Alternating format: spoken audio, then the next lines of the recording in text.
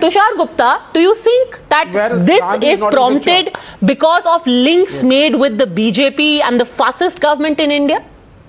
Where does the cow fit into all this? People like Srivastav are so frustrated in their hatred of the government that they are okay with innocent people being attacked in a different country just because it suits their political narrative. It's always sickening to hear people like Srivastav. I'm sorry.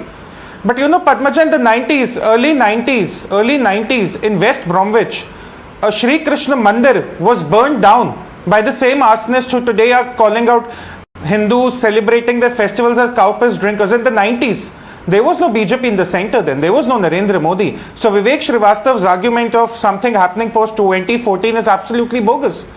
On the day of Ganesh Chaturthi, Padmaja, just a few days back, there were stones and eggs thrown in the houses of the people who were celebrating the festival, just as they were getting ready for the Visarjan. Eggs thrown in there.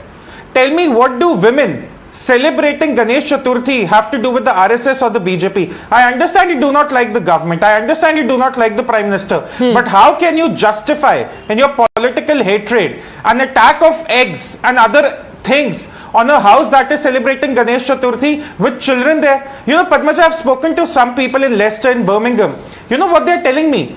This year, the parents are actually worried for their children to go out in the traditional way because they fear they might be attacked. Another video surfaced a few days ago where a girl which was dressed up for Navratri celebrations was being chased by one of these arsonists and he was calling out her to be a Hindutvavadi. What does a girl dressed for Navratri celebrations have to do with the RSS or the BJP? In this India or in this world, are we saying that if today I were to go out on the streets with a bag of crackers, wearing a nice kurta, holding a couple of diyas and some sweets, I would be branded as a fascist, as a worker of the RSS and not a Hindu first?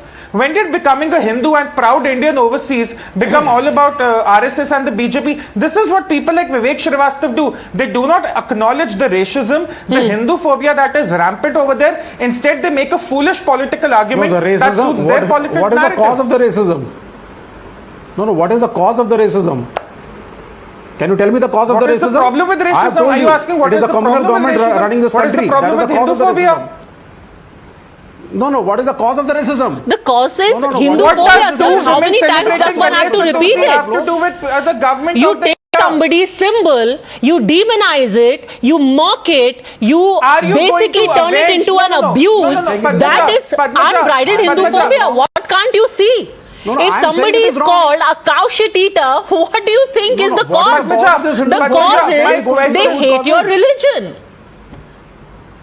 No, Hindu-phobia is wrong, Islamophobia is also wrong, all phobias are wrong. We are condemning all the phobias. Sir, you don't even recognize it as Hindu-phobia, you just attributed it to the Modi government.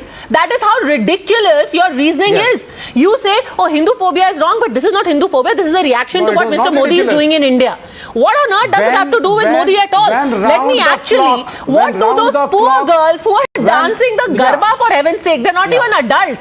They are little children. They are dancing the Garba. They are being abused by some random guy who are saying these bloody Indians, these cow-piss drinkers. They are little girls. That's wrong. You know, Padmaja. They are the face of fascist Modi's India, according to you. Padmaja, may I? Everybody is condemning it. Padmaja, may I? You know what people like Srivastav are implying? You know what people like Srivastav are implying? That if you do not like the government of India, it's okay to attack innocent Hindus anywhere in the world, just attribute it to the government in India. That is what this man is implying. That's how ridiculous his line of reasoning is, and it must be called out.